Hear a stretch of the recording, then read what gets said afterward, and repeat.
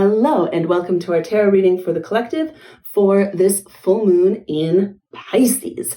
Pisces is the real mystical, esoteric sign of the zodiac, the 12th sign.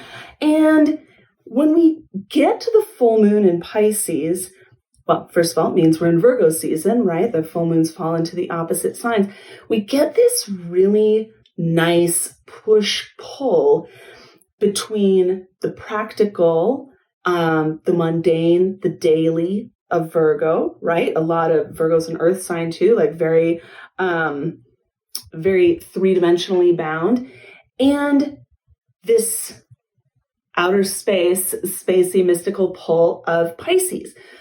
And just like we see with a lot of the opposite signs, most of them, all of them, I hate saying all, most, very often, these things that seem to be very opposite are actually quite beautifully related, right? That there is, the Virgo Sun asks us under the Pisces moon to really pull some of this mysticism into our daily lives and practices. And the Pisces full moon really pulls Virgo into this, into that more spiritual, heightened spiritual dedication that for me is really at the heart of Virgo, that it's this dedication that everything in life can be holy. And I think it could too. So this reading is a really great reflection of that and a reflection of rebalancing, looking at things from different perspectives. And we're coming through the Eight of Coins. So long-term stability, longevity in the realm of Earth, right? Speaking of realm of Earth, my Earth home body has a nose tickle. Okay, so Eight of Coins. We've got this beautiful long-term stability that's been happening in our realm of Earth. For many of us, that has been very, very hard fought for, hard won, right? There's been a lot of turmoil, a lot of upheaval, a lot of uncertainty, particularly in the realm of Earth. And so we've really had to wrestle it. We've had to wrestle it into place to get some stability. And now we're being asked to loosen up on that a little bit. We've got the Four of Cups and the Four of Wands in the center position, sitting on top of each other. So four's our first stability, right? It's a little loosening of that eight. It's like dialing it down, dialing it back down to the fours.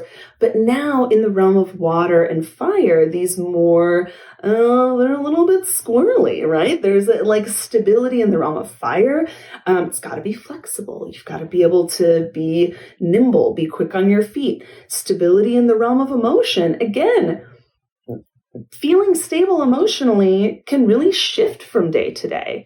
There's some things that remain constant, but there really is this almost endless process of sorting out what is contributing to the stability, what is not contributing to the stability emotionally, and just sort of a continual balancing and almost washing of those waters so that we can remain stable in our hearts, okay? What that pushes us forward into, Page of Cups. So this really beautiful new day, new day. Then I started with new again, but I don't have another one that starts with new. I already said it, right? Throwing out the rule books, beginning again in this realm of emotion, giving yourself a fresh start, letting your heart start again, getting rid of those maybe some old woundings, right?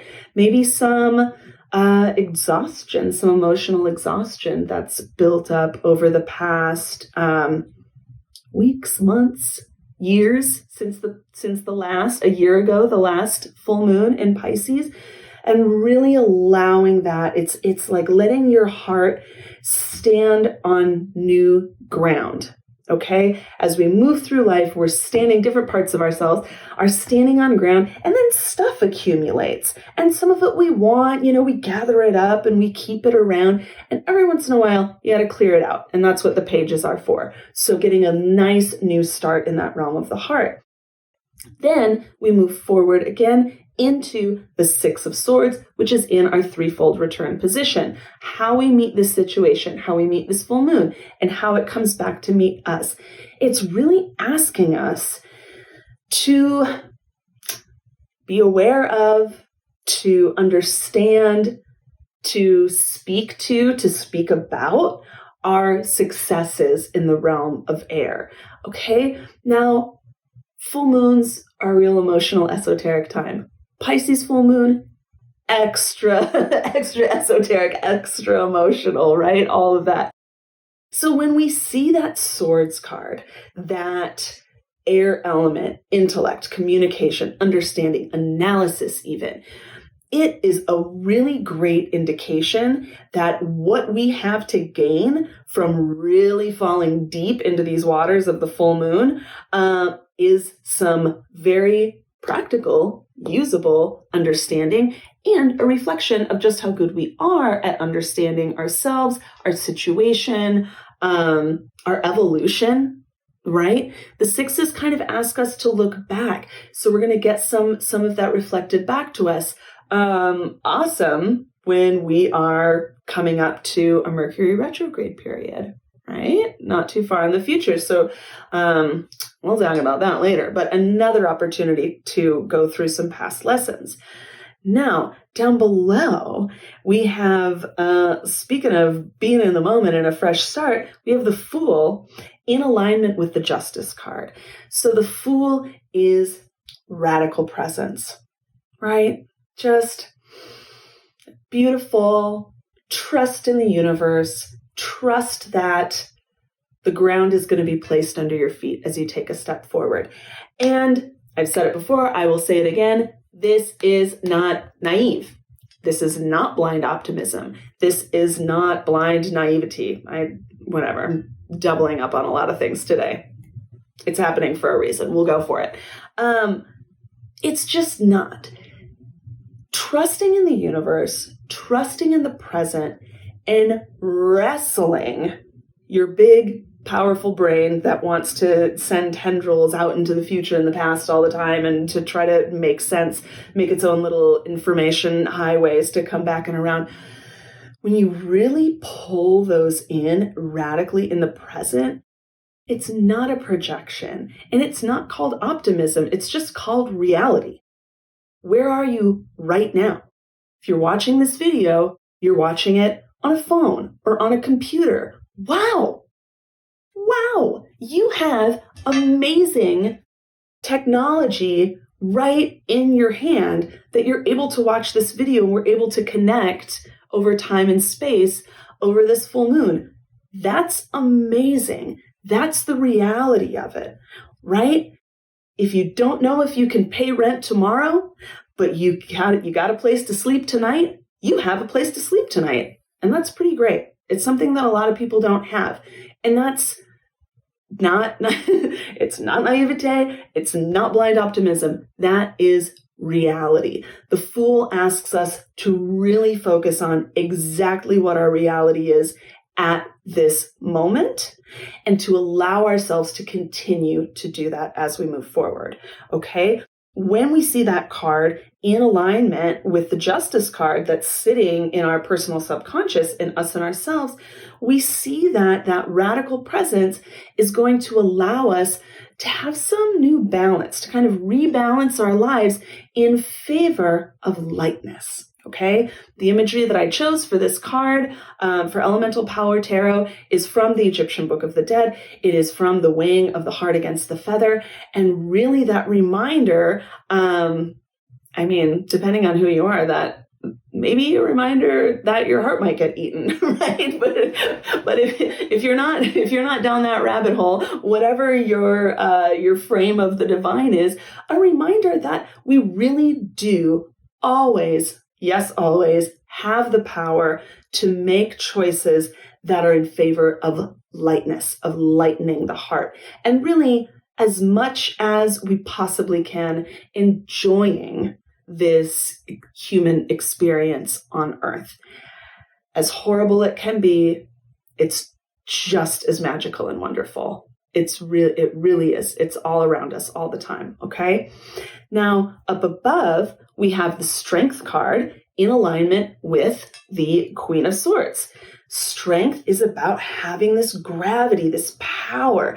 That is really great news when we're looking at, kind of like a refresh or restart, needing to turn some things around. It's okay. You have the gravity. You have that power, this strength. It's not going anywhere. It lives within you. It's not dependent on any of this other stuff. It's not even dependent on this stuff, right? This bodily stuff. That is something that is within you as a being, as a spiritual, energetic, divine, holy being, again, however you frame that. And let that allow you to communicate with your heart, Queen of Swords, in a more profound way, and to allow your heart to communicate with you and to communicate with others in a more profound way. Okay? That brings us to our key card, which is the Hanged Man. So, all of this that we're going through, all of this that we're going to experience, that we are experiencing already together right now, as we go through this full moon in Pisces, really seek out opportunities and even like challenging opportunities. Seek out challenges to your perception. Hanged Man is about a purposeful shift in perspective. Okay, so that perception, we want to knock it out of our comfort zone. We want to knock it out of its comfort zone, which is also our comfort zone because it's our perspective.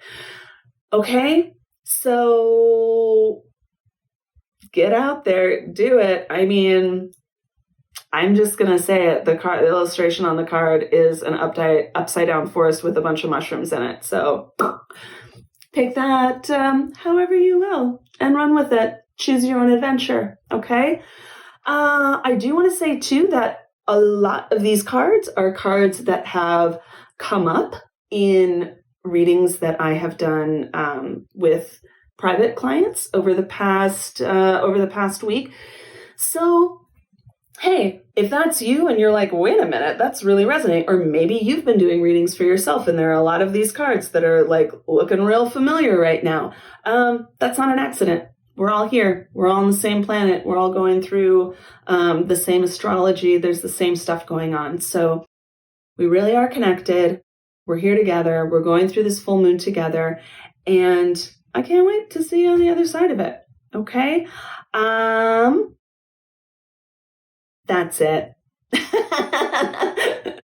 That's all of it. I will see you very soon with another reading for the collective. Bye.